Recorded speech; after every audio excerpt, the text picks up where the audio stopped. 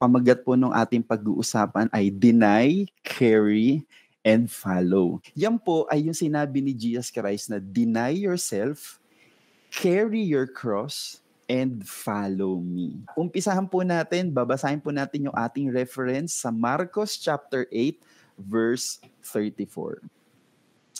Pagkatapos, tinawag niya ang mga tao, pati na ang mga tagasunod niya, at pinalapit sa kanya. Sinabi niya sa kanila, ang sino mang gustong sumunod sa akin ay hindi dapat unahin ng sarili, yan po yung deny yourself, dapat ay handa niyang harapin kahit ang kamatayan alang-alang sa pagsunod sa akin. Okay, yan po ay binasa natin sa ASND. Papakita ko po muna sa inyo na basahin po natin dun sa Tagalog ang Biblia. Gusto ko pong ipakita sa inyo na pag nag-aaral po ako, gumagamit po ako ng iba't ibang version. Okay? So tingnan nyo po, dito sa Tagalog ang Biblia, mas malapit po siya dun sa mga original words. Yung ASND po na binasa natin ay parang in-explain na niya. Hindi po siya word by word, but thought by thought yung kanyang translation. Pero si TAB po, Tagalog ang Biblia, mas malapit po siya sa word by word na translation. Ayan. Tinawag niya ang maraming tao, pati ang kanyang mga alagad, at sa kanila'y sinabi, kung ang sino man ay nagnanais sumunod sa akin, siya ay tumanggi sa kanyang sarili, deny yourself, no? Pasanin ang kanyang krus, carry your cross, at sumunod sa akin. Mga kapatid, ipapakita ko po sa inyo kung paano po ako nag-aaral ng salita ng Panginoon. Inuumpisahan ko po talaga sa observations. Observations para po sa akin ay asking questions. Doon po ako nag-i-start. Bakit ganito? Bakit may ganyan? So, yun po. At the more na marami akong tinatanong, mas marami akong natutuklasan. So, papakita ko lang po sa inyo na ito po yung mga naging questions ko dito po sa talata na pinag-aaralan natin. So, ito po yung tanong ko. Sino ang specific recipient ng message na to ni Jesus Christ? Naniniwala ako na kapag naiintindihan natin kung sino yung nagsabi, kanino sinabi, mas makukuha natin yung mensahe na patungkol sa atin. Bakit sinabi ito ni Jesus dun sa specific recipient niya? Syempre, may reason ng Panginoon kung bakit niya ito sinabi. At pangatlo, ano kaya yung ibig sabihin ng pasanin ng kanyang krus? Kasi yung deny yourself, parang madali ko na yung i-interpret no? Pero yung pasanin ng krus, paano kayong gagawin? Di ba? Hindi naman. And even sa panahon nila, paano nila yun gagawin? So mamaya, try natin sagutin po yan.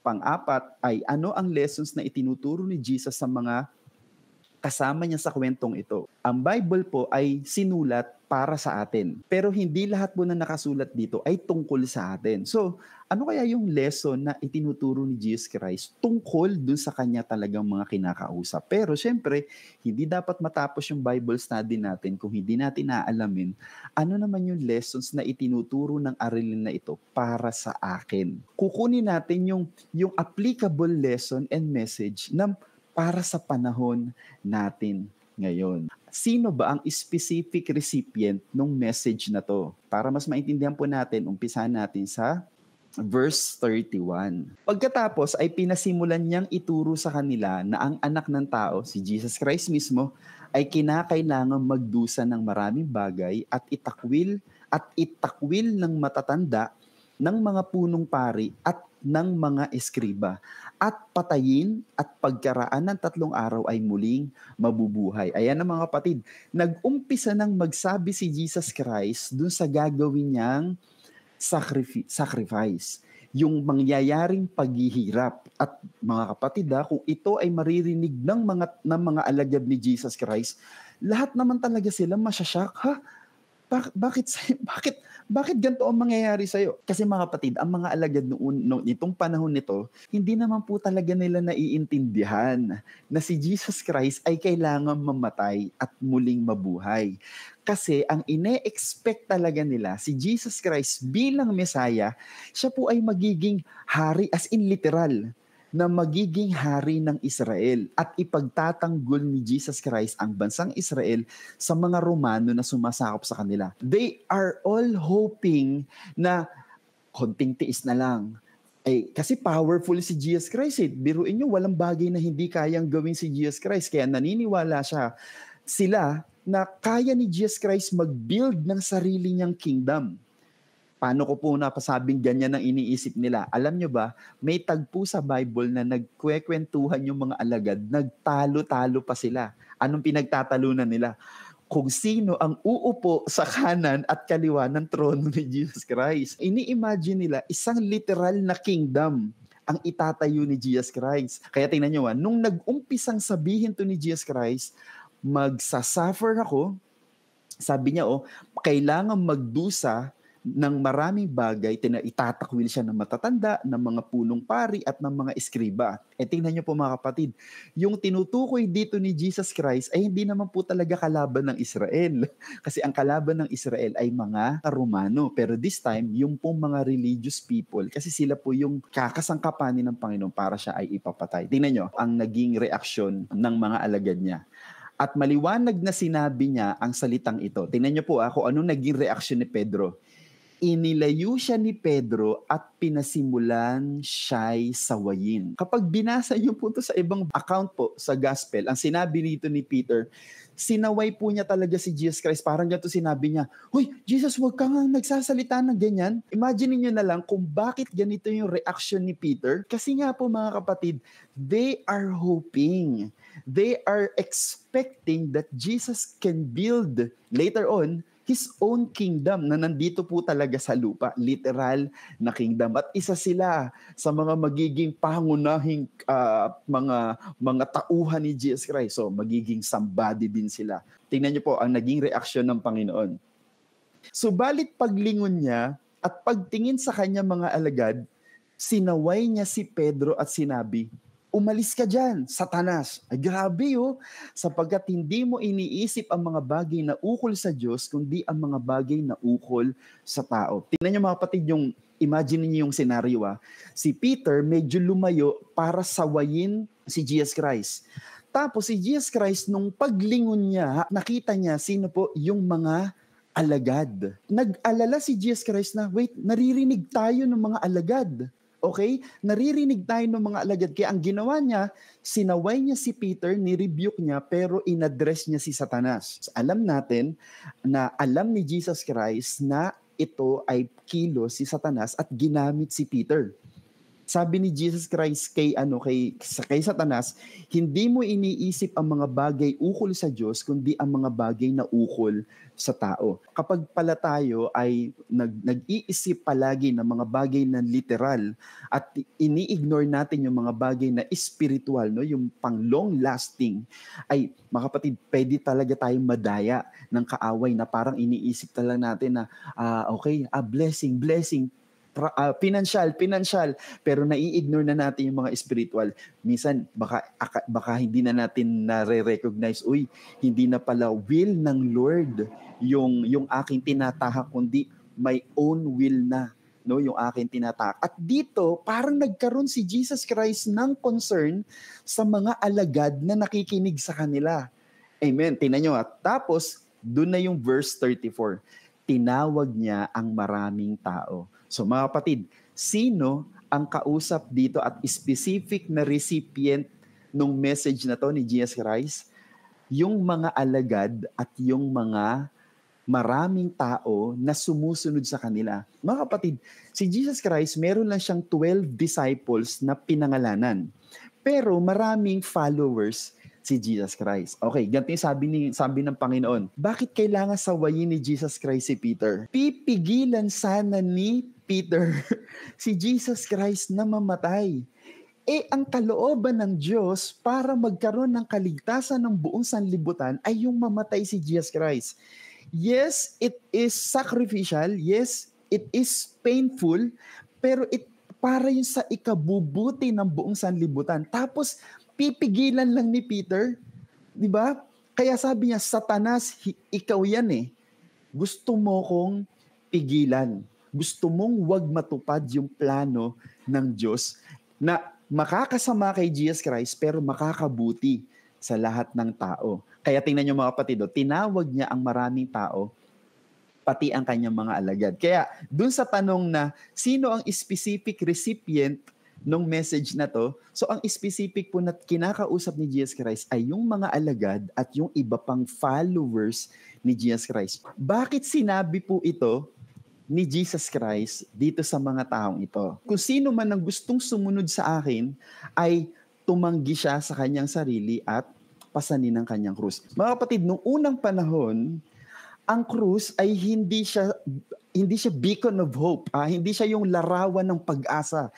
Sa atin, oo, pinantatakot na kaya, di ba, sa mga aswang, sa mga multo. Kasi parang sa panahon natin, kinikilala natin yung krus na parang, powerful, makapangyarihan. Mga kapatid, pupunta tayo sa panahon nila. Ang krus ay simbolo ng death penalty. Ganito lang yung ibig sabihin ni Jesus Christ. Ang sino mang gustong sumunod sa akin, handa na siya dapat mamatay. Kasi kapag nakakakita sila ng taong may pasan na krus, ang lahat ng taong nakakakita doon ay papatayin siya ng mga Romano. Nagkasala kasi siya. It is not a message or a symbol of hope nung panahon nila. So ganito lang gusto sabihin sa kanila ng Panginoon. Okay, gusto niyo sumunod sa akin? Kailangan handa na kayong mamatay. Grabe, no? Yun ang pagpasan ng krus nung panahon nila. Umpisa pa lang, sabi niya doon sa binasa natin, kailangan kong mamatay, pero mabubuhay ako after 3 days. Tapos sabi ni Peter, hindi pwede, Panginoon, wag mong sasabihin yan. Tapos nirebuke siya mismo ni Jesus Christ. Aalala siya doon sa mga alagad na sumusunod sa kanila. Kasi parang, wait lang, baka marinig ka ng mga alagad at baka sila ay mag-agree din na, di rin kami papayag, Jesus Christ.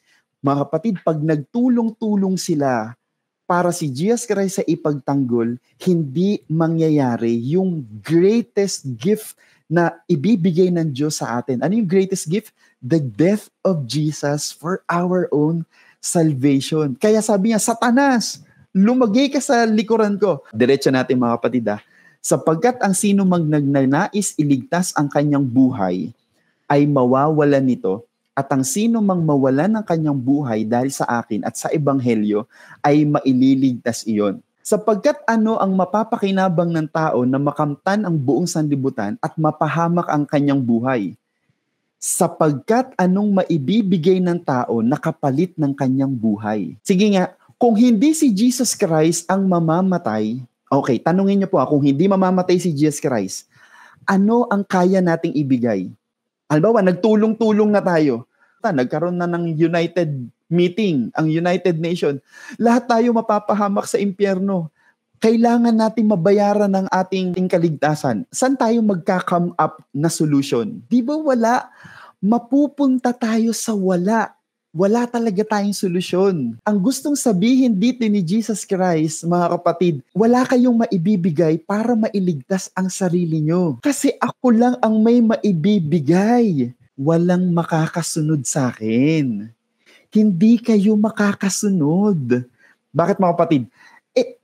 May nabalitaan po ba kayo at meron ba kayo nabasa sa Bible na may namatay kasama ni Jesus Christ? Di ba wala?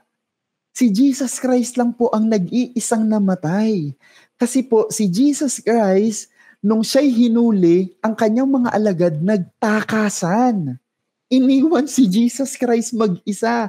At alam ni Jesus Christ na ganun ang mangyayari. Why? Kasi po, hindi panahon ng mga alagad mamatay itong panahon na to. Itong sinasabi ni Jesus Christ, siya ang mamamatay.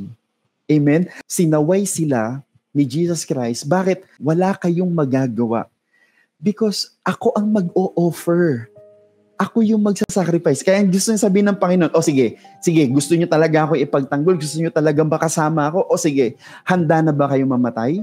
Pinipigilan nitong mga alagad ko yung yung sakripisyong gagawin ko. Sige, sumunod kayo ngayon sa akin. Okay? Lahat kayo na susunod handa na ba kayong mamatay? Kasi yun ang pupuntahan ko. So kung susunod kayo sa akin, kailangan handa kayong mamatay. I-deny niyo yung sarili niyo.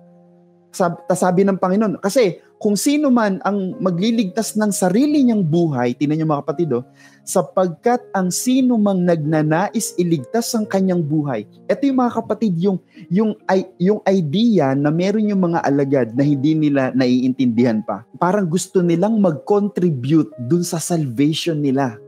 Amen? Parang, okay, ililigtas ko rin ang sarili ko. Mga kapatid, hindi nga kayang iligtas ng tao ang kanyang sarili. Why? Kung may mag-o-offer, halimbawa po si Kuya Jello, ako na lang ang mag-o-offer ng buhay ko para maligtas na kayo. Mga kapatid, pag in-examine si Kuya Jello, hindi pwede. Bakit? Nagkasala na siya eh. Kahit mabait na si Kuya Jello, yung kasalanan niya noon pa man, hindi na rin, wala na, hindi siya pure. Hindi siya qualified offering. Kaya ang tangi lang candidate at qualified para sa sinasabi ni Jesus Christ ay tanging siya lang. Kaya sinabi niya, walang maibibigay ang tao. Ako lang ang may maibibigay. Mga kapatid, ang gusto sabihin ng Panginoon sa mga alagad niya, Peter, hayaan mong mangyari ito. Let me die. Let me suffer. Hayaan mong mamatay ako para sa inyo. Hindi pa ito yung panahon para kayo ay mamatay. It's my time to die for you. Tingnan niyo mga kapatid, sa verse 38, sapagkat ang sino mang ikinahihiya ako at ang aking mga salita sa mapangalo niya at makasalanang saling lahing ito, ay ikinahihiya rin naman siya ng anak ng tao. Tiniyang nasa kaluwalhatian ng kanyang ama na kasama ng mga banal na anghel. Tingnan niyo mga kapatid, bakit nasabi ng Panginoon na ang sino mang ikinahihiya siya at ang kanyang mga salita, mga kapatid, pansinin niyo, bakit gustong pigilan nila Peter, and later on, baka nga may tendency, pati yung mga alagad ni Jesus Christ, ay mahawa ni Peter, na pigilan yung kanyang kamatayan. Mga kapatid, kasi nakakahiya. Nakakahiya na yung kanilang sinusundan, yung kanilang pinananampalatayanan, yung kanilang discipler, si Jesus Christ, na pinaniniwalaan nilang the King of Israel, no? Na mangunguna sa bansang Israel para matalo ang mga Romano, para magbigay ng kalayaan, ay mapapatay lang ng mga pari. Kung ikakahiya niyo ako dahil mamamatay ako sa kamay ng mga pari, ng mga pariseyo, sabi niya, ikakahiya rin kayo pagdating ng anak ng tao mula sa kaluwalhatian na kanyang pupuntahan. Panginoon, magkakaroon na tayo ng kaharian eh. Ba't ka mamamatay? Magiging ano pa ako dun eh, kanang kamay mo pa ako eh. Possible yumaman na, ito na yung panahon namin para magbago yung buhay namin. Kaya sabi ng Panginoon, anong mapapala ng tao kung makakamtan natin yung ganong kayamanan? Pero mapapahamak naman. I mean, mga kapatid, kapag hindi ako namatay, walang kaligtasan. Kasi kahit magkaroon tayo ng kayamanan, wala kayong kaligtasan. Wala kayong buhay na walang hanggan. Amen? Wala namang kasamang namatay si Jesus Christ sa kanyang mga alagad. Pero, nang naintindihan nila yung kamatayan na naranasan ni Jesus Christ at yung muli niyang pagkabuhay, mga kapatid, later on, lahat sila namatay sila para kay Jesus Christ.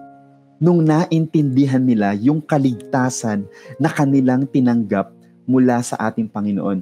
Kapag hindi natin naiintindihan yung kalooban ng ating Panginoon, yung beauty, no, yung mismong kalooban talaga as a whole, minsan limited din yung pagsunod natin. The more we understand the will of God, the less space na pwede magkaroon si Satanas para sa atin. Pero kasi pag ganito lang tayo, yung ating buhay pananampalataya, mga kapatid, ay ganito, maglilingkod ako sa Panginoon kasi ibibigay niya lahat ng gusto ko. Kapag yun lang ang understanding natin, ako, madali tayong mabitag ng kaaway ng Panginoon. Why? Kasi we are after lang sa benefit, no? After lang tayo dun sa benefit.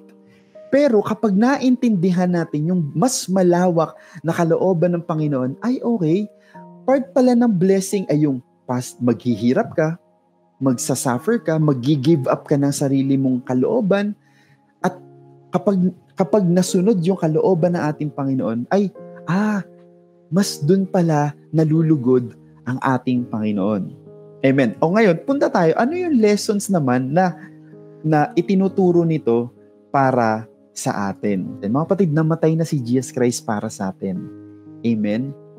Binili na ni Jesus Christ yung salvation natin sa pamamagitan ng kanyang dugo, o hindi siya nandamay ng ibang tao. Sariling sikap po niya, mga kapatid, na binili ang ating kaligtasan. Kaya mga kapatid, purely na ang Panginoon, solely, no? Talagang solong-solo niya, dapat ang credit pagdating sa kaligtasan natin. It is by His own blood, it is by His own life, it is by His own effort.